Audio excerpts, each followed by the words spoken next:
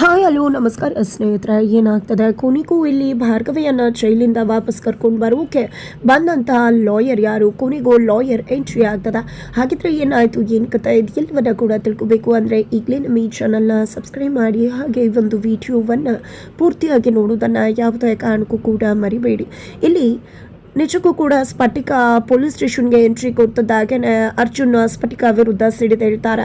ಇವತ್ತು ಸಂಧ್ಯಾ ಬಂದಿದ್ದಾಳೆ ಅಂದರೆ ಅದಕ್ಕೆ ಕಾರಣ ಸ್ಫಟಿಕಾನೇ ಇರ್ಬೋದು, ಸ್ಫಟಿಕಾನೇ ಇಷ್ಟು ದಿನ ಸಂಧ್ಯಾನ ಔಸಿಟ್ಟು ಈಗ ಕರ್ಕೊಂಡು ಬಂದಿರ್ಬೋದು ಅಂತ ಹೇಳಿ ಅನುಮಾನವನ್ನು ವ್ಯಕ್ತಪಡಿಸ್ತಾರೆ. ಆಗ ಸ್ಫಟಿಕ ನಾನು ಯಾಕೆ ಆ ರೀತಿ ಮಾಡಲಿ ಅಂತ ಪ್ರಶ್ನೆ ಮಾಡ್ತಿದ್ದಾಳೆ. ನನಗೆ ಯಾಕೋ ನಿಮ್ಮ ಮೇಲೆ ಅನುಮಾನ ಇದೆ, ಯಾಕಂದರೆ ನಿಮ್ಮ ತಂದೆ GP ಪಾಟೀಲ್ ಅಲ್ವಾ, ನಿಮ್ಮ ಹೆಂಡತಿ GP ಪಾಟೀಲ್ನ ಸೋಲಿಸಬಹುದು ಅನ್ನೋ ಕಾರಣಕ್ಕೆ ನೀವೇ ಏನಾದರೂ ಈ ರೀತಿ ಮಾಡಿರಬಹುದು ಅಂತ ಹೇಳಿ ನನಗೂ ಅನುಮಾನ ಬರ್ತದೆ ಅಂತ ಹೇಳಿ ಸ್ಫಟಿಕ ಅರ್ಜುನ್ ವಿರುದ್ಧ ಸಿಡಿತಾ ಇರ್ತಾಳೆ.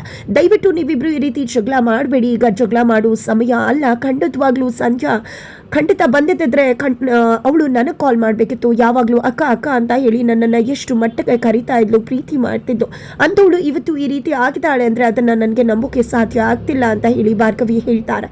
ತದನಂತರ ನೋಡು ಸ್ಫಟಿಕ, ಯಾವುದೇ ಕಾರಣಕ್ಕೂ ಕೂಡ ನೀನು ಈ ಕೇಸಲ್ಲಿ ಇನ್ವಾಲ್ವ್ ಆಗಬೇಡ. ನಿಜಕ್ಕೂ ಕೂಡ ನಿನ್ನ ಜೀವನದಲ್ಲಿ ತುಂಬಾ ಅನುಭವಿಸಿದ್ಯಾ, ಮತ್ತೆ ನೀನು ಇದರಲ್ಲಿ ಸಿಕ್ಕಾಕೊಂಡು ಅನುಭವಿಸೋದು ನನಗೆ ಸ್ವಲ್ಪ ಕೂಡ ಇಷ್ಟ ಆಗೋದಿಲ್ಲ. ಇನ್ನು ಮುಂದೆ ಯಾವುದೇ ಕಾರಣಕ್ಕೂ ಸಂಧ್ಯಾ ಕೇಸಲ್ಲಿ ನೀನು ಇನ್ವಾಲ್ವ್ ಆಗಬೇಡ, ಇದರಿಂದ ದೂರನೇ ಇದ್ದರೆ ಒಳ್ಳೆಯದು. ಆ ಶಕ್ತಿ ಪ್ರಸಾದ್ ಏನು ಬೇಕಿದ್ರೂ ಮಾಡಬಹುದು, ಹಾಗಾಗಿ ನೀನು ನಿನ್ನ ಸೇಫ್ಟಿಯನ್ನು ನೋಡ್ಕೊ ಅಂತ ಹೇಳ್ತಾರೆ.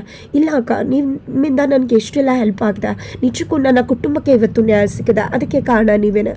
ದಯವಿಟ್ಟು ಈ ರೀತಿಯೆಲ್ಲ ಮಾತನಾಡಬೇಡಿ, ನನ್ನಿಂದ ಏನು ಹೆಲ್ಪ್ ಆಗಬೇಕು ಖಂಡಿತ ನಾನು ಮಾಡ್ತೀನಿ ಅಂತ ಹೇಳಿ ಸ್ಫಟಿಕ ಹೇಳಿದಾಗ ಬೇಡಾನೆ ಅಂತಾನೆ ಹೇಳ್ತಾಳೆ ಭಾರ್ಗವಿ. ತದನಂತರ ಈತ ಕಡೆ ಸಂಧ್ಯಾ ಅಡುಗೆ ಮನೆಯಲ್ಲಿ ಇದ್ಕೊಂಡು ಎಲ್ಲಿ ಏನಿದೆ ಅಂತಾನೆ ಗೊತ್ತಿಲ್ವಲ್ಲಪ್ಪ, ಕಾಫಿ ಟೀ ಮಾಡ್ಕೊಂಬನ್ನಿ ಅಂತ ಒಬ್ಬೊಬ್ರು ಒಂದೊಂದು ಹೇಳ್ತಿದ್ದಾರೆ. ಏನು ಮಾಡಲಿ ನಾನು ಅಂತ ಹೇಳಿ ತಬ್ಬೆ ಹಾಕ್ತಿದ್ದಾಳೆ. ಅಲ್ಲಿಗೆ ಬೃಂದ ಬಂದಿದ್ದ, ಸಂಧ್ಯಾ ಸಂಧ್ಯಾ ಅಂತ ಕರೀತಾನೆ ಇದ್ದಾಳೆ. ಈ ಕಡೆ ಆ ಹುಡುಗಿ ತಿರುಗ್ತಾನೆ ಇಲ್ಲ, ಈ ಕಡೆ ಸಂಧ್ಯಾ ಅಂತ ಎಷ್ಟೇ ಹೇಳಿದ್ರು ಕೂಡ ಕರೀತಾ ಇದ್ದಾಗ ಈತ ಕಡೆ ಬೃಂದ ರೂಪ ಅಂತ ಹೇಳಿ ಕರೀತಾಳೆ. ರೂಪ ಅಂದ ತಕ್ಷಣ ತಿರುಗಿ ಬರ್ತಾಳೆ ಇಲ್ಲಿ ಸಂಧ್ಯಾ. ಏನಿದು ನಿನ್ನ ಹೆಸರೇನು ಹೇಳು ಅಂತಾಗ ಸಂಧ್ಯಾ ಅಂತ ಹೇಳ್ತಾರೆ. ಮತ್ತೆ ಸಂಧ್ಯಾ ಅಂದ ತಕ್ಷಣ ತಿರುಗಬೇಕಲ್ವಾ. ಹೌದು, ಈ ಮನೆಯವ್ರ ಬಗ್ಗೆ ಎಲ್ಲರ ಬಗ್ಗೆ ಕೂಡ ನಾನು ನಿನಗೆ ಪರಿಚಯ ಮಾಡಿಕೊಟ್ಟಿದ್ದೆ, ಈಗ ಯಾರ್ಯಾರ ಬಗ್ಗೆ ಏನೇನು ಹೇಳಿದೆ ಅಂತ ಹೇಳು ಅಂತ ಹೇಳಿ ಒಬ್ಬೊಬ್ರ ಬಗ್ಗೆನೂ ಫೋಟೋ ತೋರಿಸಿ ಕೇಳ್ತಿದ್ದಾಳೆ. ಈ ಕಡೆ ಅರ್ಜುನ್ ಫೋಟೋ ತೋರಿಸಿದಾಗ ಇವರು GP ಪಾಟೀಲ್ ಮಗ, ಹಾಗೆ ಸಂಧ್ಯಾನ ಗಂಡ ಅಂತ ಭಾರ್ಗವಿ ಗಂಡ ಅಂತ ಹೇಳ್ತಾರೆ. ನಂತರ ನಿರ್ಮಲಾ ಪಾಟೀಲ್ ತೋರಿಸಿದಾಗ ಇವರು ನಿರ್ಮಲಾ ಪಾಟೀಲ್ GP ಪಾಟೀಲ್ ಅವರ ಹೆಂಡತಿ, ಜೊತೆಗೆ ಇವರನ್ನ ತುಂಬ ಚೆನ್ನಾಗಿ ಹೋಗ್ಲಬೇಕು, ಅವ್ರು ಹೇಳಿದ ಕೆಲಸ ಮಾಡಬೇಕು, ಅವ್ರಿಗೆ ಯಾವುದೇ ರೀತಿ ನೀವು ಕೂಡ ತಿರುಗಿಸಿ ಮಾತಾಡಬಾರ್ದು ಅಂತ ಹೇಳ್ತಾರೆ. ಸಾಕ್ಷಿನ ತೋರಿಸಿದಾಗ ಇವರ ನಿರ್ಮಲಾ ಪಾಟೀಲ್ ಅವರ ಬಾಲ, ಇವ್ರನ್ನ 5 ಹೊಗಳಿದ್ರೆ ಇವ್ರನ್ನ 1 ಹೊಗಳಿದ್ರು ಕೂಡ ಸಾಕು ಅಂತ ಹೇಳ್ತಾರೆ. ಇವರು ಶಕುಂತಲಾ ಅಜ್ಜಿ, ಇವ್ರನ್ನ ಅಜ್ಜಿ ಅಂತ ಕರಿಬೇಕು, ಜೊತೆಗೆ ಇವ್ರ ಹತ್ರ ಜಾಸ್ತಿ ಮಾತಾಡೋಕೆ ಹೋಗ್ಬಾರ್ದು ಅಂತ ಹೇಳಿದಾಗ ತುಂಬ ಚೆನ್ನಾಗಿ ಎಲ್ಲವನ್ನೂ ಕೂಡ ತುಂಬ ಚೆನ್ನಾಗಿ ನೆನ್ಪಿಟ್ಕೊಂಡಿದ್ಯಾ ಅಂತ ಹೇಳಿ ಬೃಂದ ಹೇಳ್ತಾರೆ. ಜಾಸ್ತಿ ಯಾರು ಏನಾದ್ರು ಪ್ರಶ್ನೆ ಕೇಳಿದ್ರೆ ಏನು ಮಾಡ್ತೀಯಾ ನೀನು ಅಂತ ಹೇಳಿ ಬೃಂದ ಪ್ರಶ್ನೆ ಮಾಡ್ತಾಳೆ ಸಂಧ್ಯಾನ. ಆಗ ನನಗೆ ತಲೆ ಸುತ್ತಾ ಇದೆ, ನನಗೆ ಯಾವುದು ಕೂಡ ಸರಿಯಾಗಿ ನೆನಪಾಗ್ತಿಲ್ಲ ಅಂತ ಡ್ರಾಮಾ ಮಾಡ್ತೀನಿ ಅಂದಾಗ ತುಂಬ ಚೆನ್ನಾಗಿ ಡ್ರಾಮಾ ಮಾಡ್ತಿದ್ಯಾ, ಇದೇ ರೀತಿ ಮಾಡು ಅಂತ ಹೇಳ್ತಾರೆ.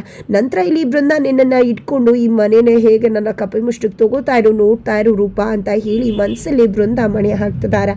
ತದನಂತರ ಅದ ಕಡೆ ಭಾರ್ಗವಿ ತಂದೆ ಮನೆಗೆ ಹೋಗಿದ್ದ ನಮ್ಮ ಮಗಳು ಭಾರ್ಗವಿಯನ್ನು ಅರೆಸ್ಟ್ ಮಾಡಿಬಿಟ್ರು. GP ಪಾಟೀಲ್ ಮತ್ತು ಅರ್ಜುನ್ ಇಬ್ಬರು ಕೂಡ ಕುತಂತ್ರವನ್ನು ಮಾಡಿ ನನ್ನ ಮಗಳನ್ನ ಜೈಲಿಗೆ ಕಳಿಸ್ಬಿಟ್ರು ಅಂತ ಹೇಳ್ತಾರೆ. ಭಾರ್ಗವಿನ ಹೇಗೆ ಅರೆಸ್ಟ್ ಮಾಡೋಕ್ಕಾಗತ್ತೆ, ಏನು ತಪ್ಪು ಮಾಡಿದ್ಲು ಅವಳು, ಏನಾದ್ರು ಸಂಧ್ಯಾ ಬಂದೇನಾದ್ರು ಸಾಕ್ಷಿ ಹೇಳಿದ್ಲ ಅವಳು ತಪ್ಪು ಮಾಡಿದಾಳೆ ಅಂತ ಅಂದಾಗ, ಹೌದು ನೀನು ಹೇಳ್ತಿರೋದು ನಿಜಾನೇ, ನನ್ನ ಮಗಳು ತಪ್ಪು ಮಾಡದೇ ಇದ್ರು ಕೂಡ ನನ್ನ ಮಗಳೇ ಇದೆಲ್ಲಾನು ಕೂಡ ಪಿತೂರಿ ಮಾಡಿ ಮಾಡಿಸಿದಾಳೆ ಅಂತ ಹೇಳಿ ಸಂಧ್ಯಾನೇ ಬಂದು ಸಾಕ್ಷಿಯನ್ನು ಹೇಳಿಬಿಟ್ರು ಅಂತ ಹೇಳ್ತಿದ್ದಾರೆ. ಏನು ಮಾತಾಡ್ತಿದ್ಯಾ, ಇದನ್ನೆಲ್ಲ ನಂಬೋಕೆ ಆಗ್ತಿಲ್ವಲ್ಲ ಅಂತ ಹೇಳಿ ಪ್ರಶ್ನೆ ಮಾಡ್ತಿದ್ದಾರೆ.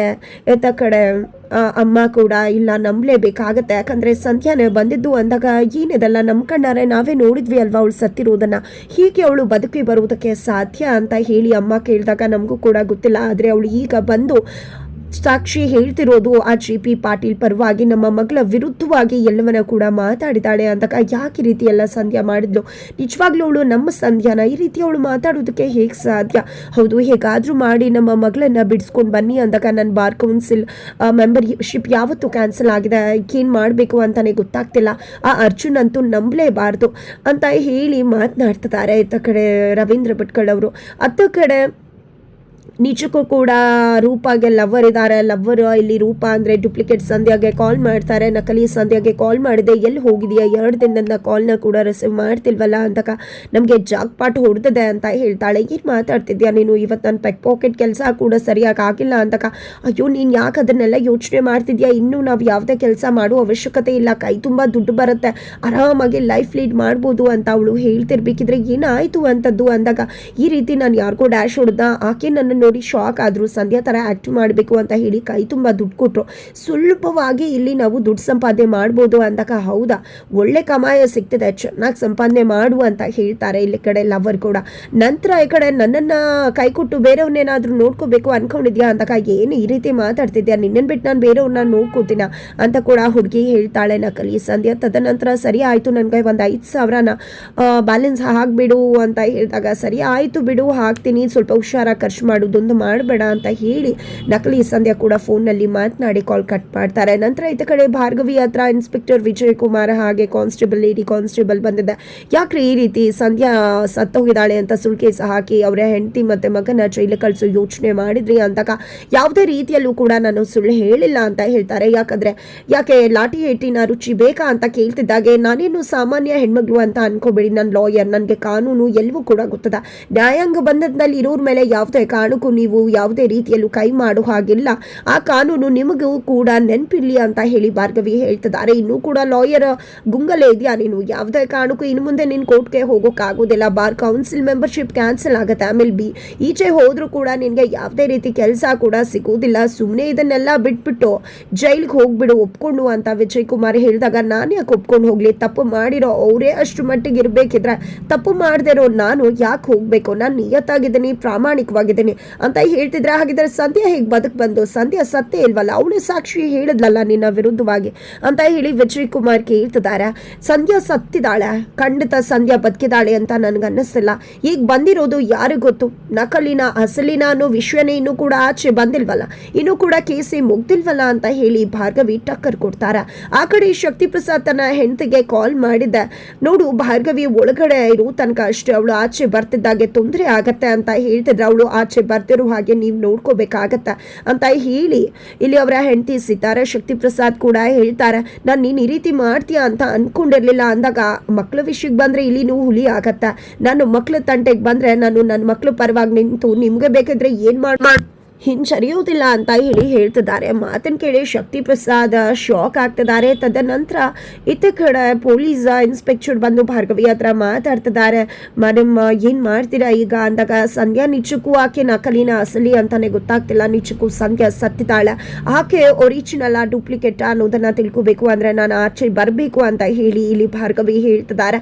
ಆದ್ರೆ ಅತ್ತ ಕಡೆ ಭಾರ್ಗವಿಯನ್ನ ಹಿಯರಿಂಗ್ ಅಂತ ಕರ್ಕೊಂಡು ಹೋದ್ರೆ ತಂದೆ ಹೋಗಿದೆ, ನೋಡಮ್ಮ ಯಾವುದೇ ಲಾಯರ್ ಕೂಡ ನಿನ್ನ ಕೇಸನ್ನ ತಗೊಳ್ಳೋದಕ್ಕೆ ಒಪ್ಕೋತಿಲ್ಲ, GP ಪಾಟೀಲ್ಗೆ ಹೆದರ್ಕೋತಿದ್ದಾರೆ ಅಂತ ಹೇಳ್ತಾರೆ. ಈ ಕಡೆ ಭಾರ್ಗವಿಗೆ ವಿಶ್ವಾಸ ಇದೆ, ನನ್ನ ಗಂಡ ಆಚೆ ಇದ್ದಾರೆ, ನಾನು ಒಳಗಡೆ ಇದ್ರೂ ಕೂಡ ಖಂಡಿತ ನನ್ನ ಗಂಡ ನನ್ನನ್ನು ಕಾಪಾಡ್ತಾರೆ ಅಂತ.